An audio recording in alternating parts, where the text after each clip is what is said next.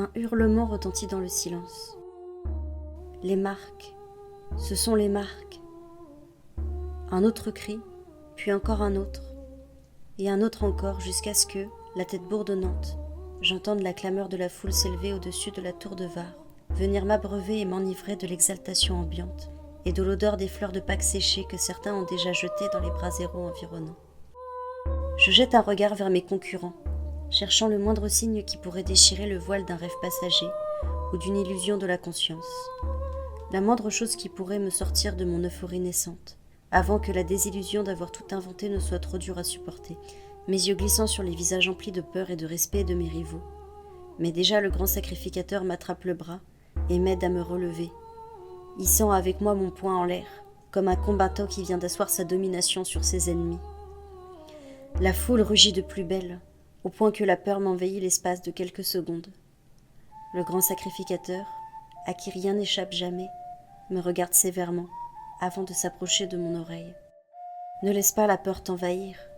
La peur est l'apanage des faibles, et le prochain sacrificateur ne peut être faible. J'acquiesce et ravalant mes craintes, je toise la marée des personnes à mes pieds. Ils regardent avidement les taches bleues qui semblent fleurir sur mon corps, l'envahissent, et en même temps lui donnent une force nouvelle et incontestée, l'enrichissent.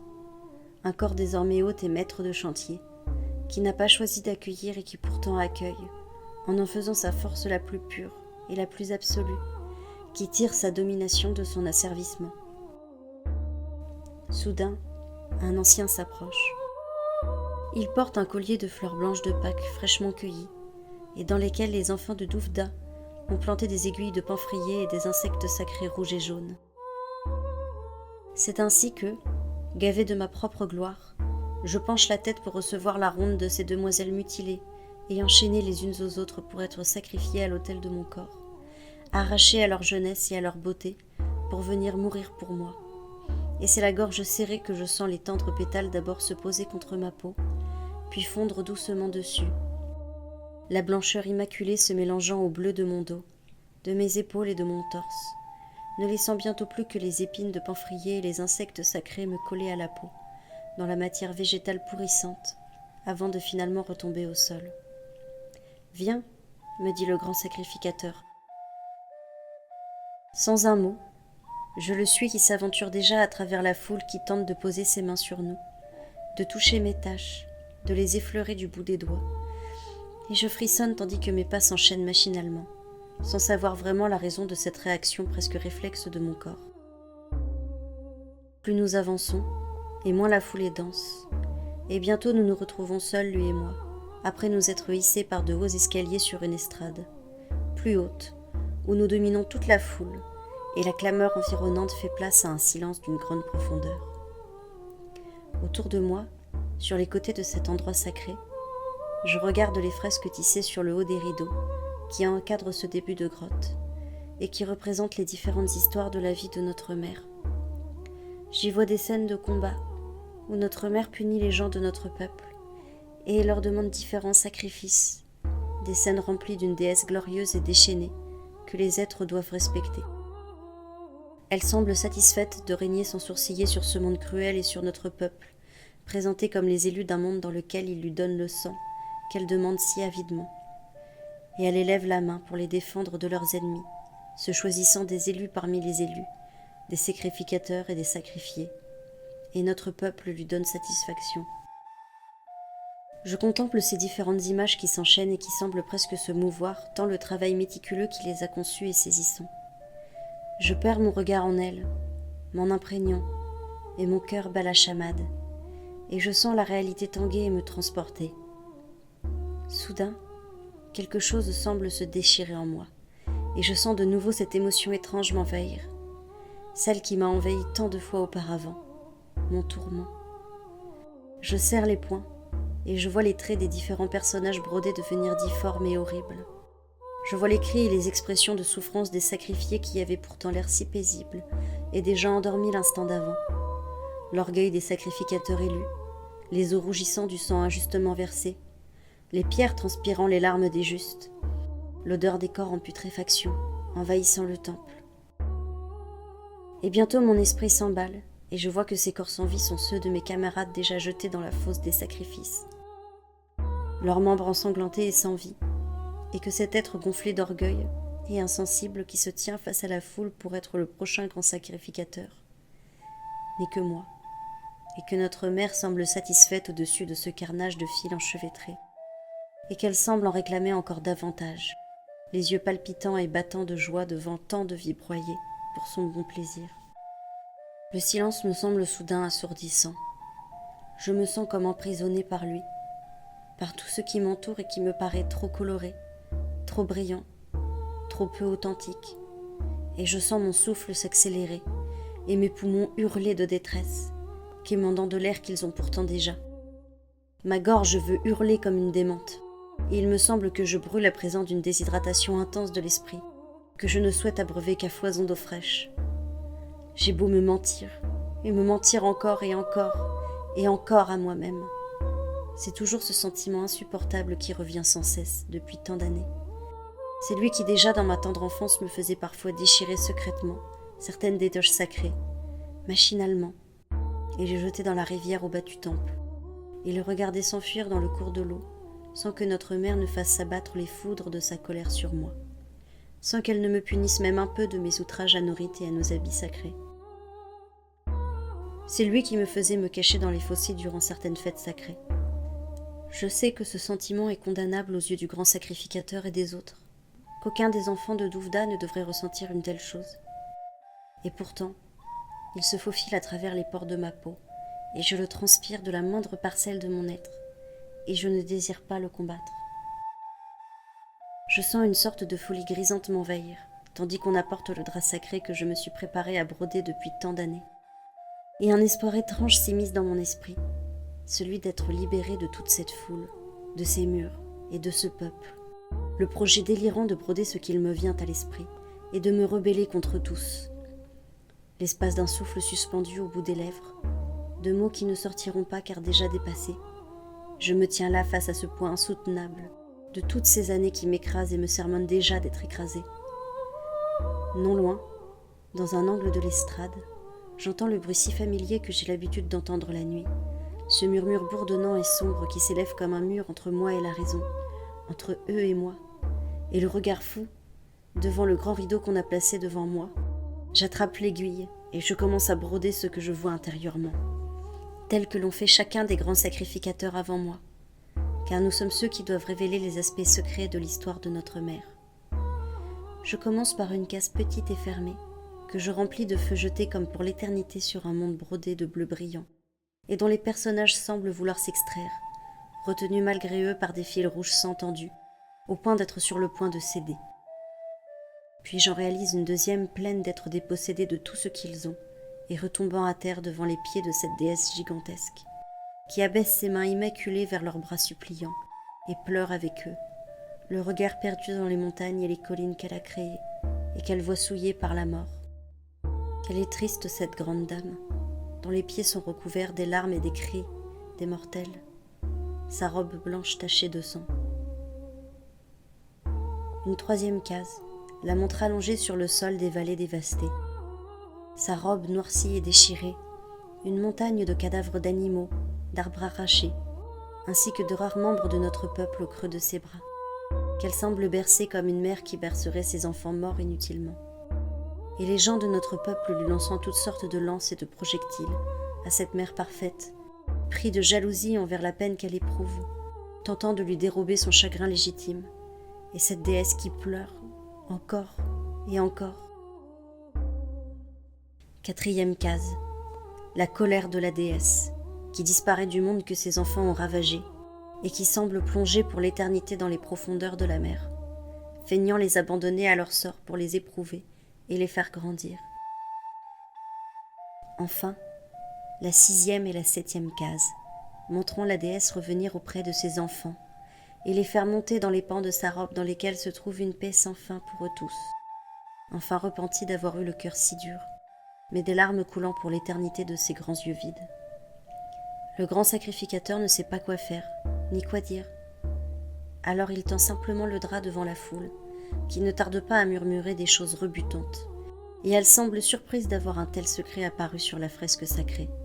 Et moi-même je contemple mon œuvre avec un mélange de joie délirante et de peur, voyant quelle déesse j'ai représentée, et voyant qu'elle est plus véritablement représentée que toutes les autres.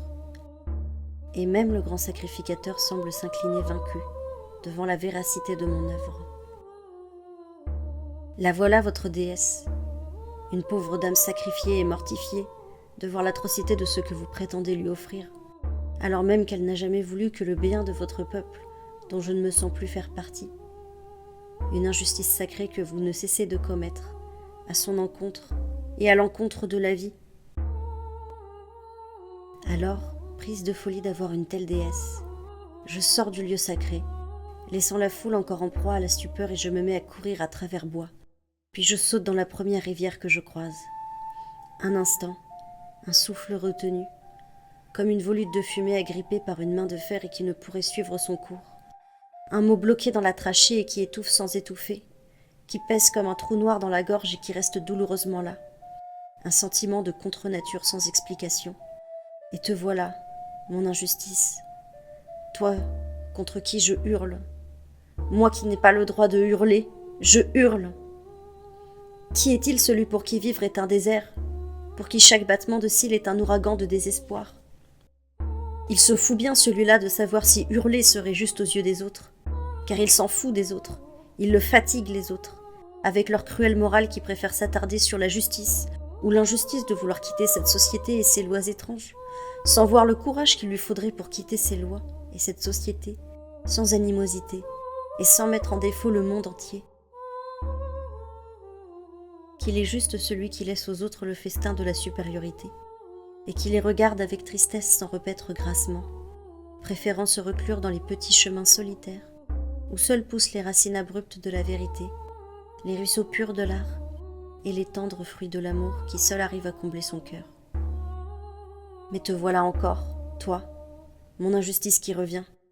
Viens là, ma belle, pour que nous hurlions au monde ce qu'il est. Viens là au creux de mes bras, et viens boire le lait des seins de la souffrance que je porte en stigmate sur mon front. Et grandis, grandis, afin de devenir cet enfant monstrueux que le monde a fait naître, et que je puisse te brandir à bout de bras sur la plus haute colline que cette contrée ait portée.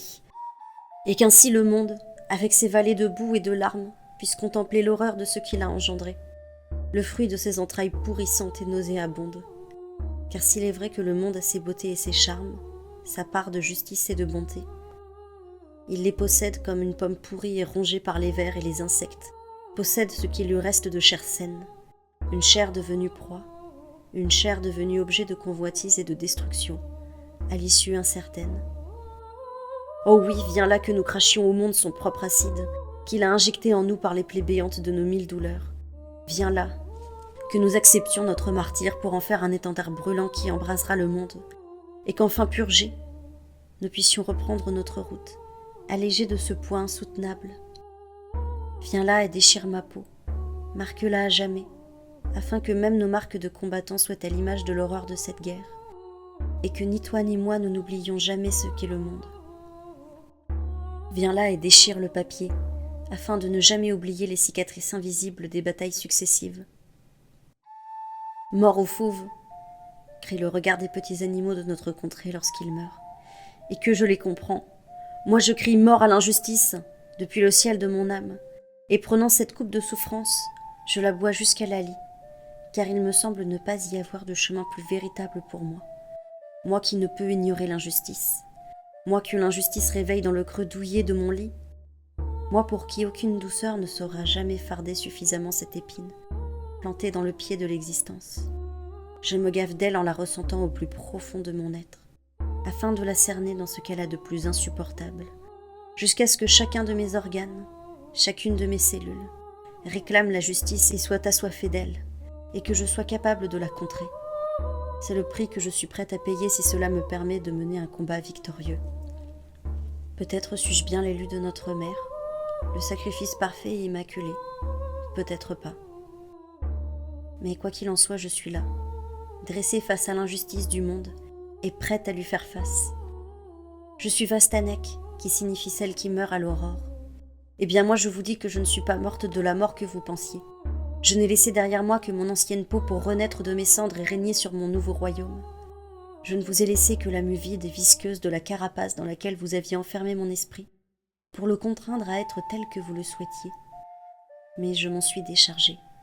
Je suis désormais libre, et je ne souhaite désormais plus que m'enivrer de vérité et de liberté, en rétablissant l'authenticité là où seules les apparences et les contraintes inutiles et vides de sens vous ont servi de maître, là où votre poison mortifère m'a gavé de haine sourde et inexprimable, et m'ont conduit à la folie. Car qui peut ne pas devenir fou dans un monde qui pousse à se rebeller et qui condamne fermement la rébellion? Qui m'empêchera désormais de dire ce qu'il me plaît de dire? Qui pourra m'empêcher de briser un silence faux, en hurlant et en brisant vos tapants sourds à la vérité pour qu'ensuite vienne le vrai silence du repos et des justes? Oui, je veux hurler. Hurler le monde et la vie. Hurler que je hais et que j'aime, pour que mon cri soit un écho de liberté brisée, passant au travers de l'armure de fer de la vie qui m'opprime. C'est en me brisant que vous m'avez consolidé, et je fais partie de ceux qui se croyaient faibles, parce qu'ils sont nés petits avec une docilité faussement évidente. Mais je me suis en réalité réalisée plus forte que vous, parce que oui, pour être docile au point où j'ai été docile, pour me conformer à vous sans me plaindre, pour me laisser écraser avec tant d'entêtement et rester en vie malgré ma petitesse, il fallait une docilité enragée, une soif intense de tout ce qui est bon, et une force d'espérance et d'imagination d'une extrême violence.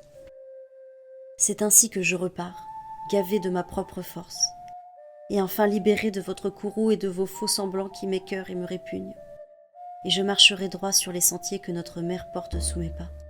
Et je resterai de marbre contre le vent, et je pleurerai de la rage de vivre malgré vous, et jamais plus je ne détournerai les yeux, préférant la piqûre mordante et véritable de l'essence de notre monde, à ce théâtre morbide dont vous semblez vous abreuver sans jamais en être repu, et dont vous vous empoisonnez.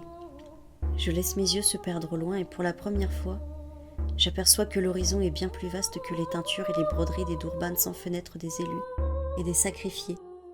Et je n'ai plus besoin ni de fil ni de cadre, car je suis enfin maître de mon histoire que j'écrirai, et dont l'issue est incertaine, car il en est ainsi du sort des mortels qui ne suivent pas la voie sacrée de la déesse. Alors, prenant une profonde inspiration, je hurle de toutes mes forces au milieu des forêts et des ruisseaux où j'entends déjà les créatures marines qui chantent avant le déclin du jour. Mais une petite pensée commence à me parler. Il n'y a pas de rivière où chantent les créatures marines, et il n'y a pas de forêt accessible aux gens du peuple, me glisse cette pensée qui me serre le cœur. Il n'y a plus rien au milieu de la dévastation de notre monde, si ce n'est les dépouilles de nos camarades et des animaux morts. Quelque chose retentit dans le silence. Encore. Il est temps, me dit une voix. Je relève la tête de ma feuille. J'ai presque fini, je dis. Dépêche-toi, le grand sacrificateur attend, me dit la médicina qui semble s'impatienter. Alors, je signe ma lettre d'adieu de cette dernière pensée qui me vient. Car oui, je ne suis pas le futur grand sacrificateur, et je n'ai été choisi que pour être sacrifié, moi qui déchirais les toches sacrées pour les jeter dans la rivière lorsque j'étais enfant, moi qui vous ai toujours indigné de mon existence et de ma fausse docilité, qui cachait cette rébellion sourde que j'ai réprimée jusqu'à aujourd'hui. Je crois que je meurs plus libre que je n'ai vécu, et plus forte que jamais. Tout ce que j'ai raconté n'était peut-être qu'une rêverie finale, de ce qui aurait pu être, de ce que j'aurais voulu qu'il soit.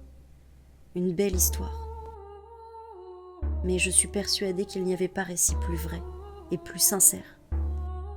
Ce que je n'ai jamais osé dire ou penser, je l'écris aujourd'hui, afin que ce que je suis, un amas collant de rêves et de rébellions bridées, ne disparaisse pas avec moi. Quelqu'un m'a dit un jour que la fiction était un mensonge, une illusion, mais je n'y ai jamais cru. La fiction n'est qu'une fenêtre nouvelle sur la réalité, un endroit où l'être peut partager et mettre à l'épreuve ses doutes, ses craintes et ses réflexions, ainsi que lui-même. Y a-t-il eu ne serait-ce qu'une bonne fiction sans vérité ? Je n'y crois pas.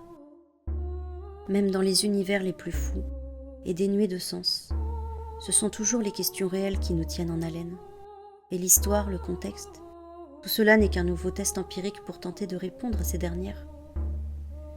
Pendant des années, j'ai rejeté tout ce qui n'était pas vrai, qui n'était qu'imaginaire, les rêves irréalistes. Pourtant, qu'est-ce donc que la vie sans le rêve ?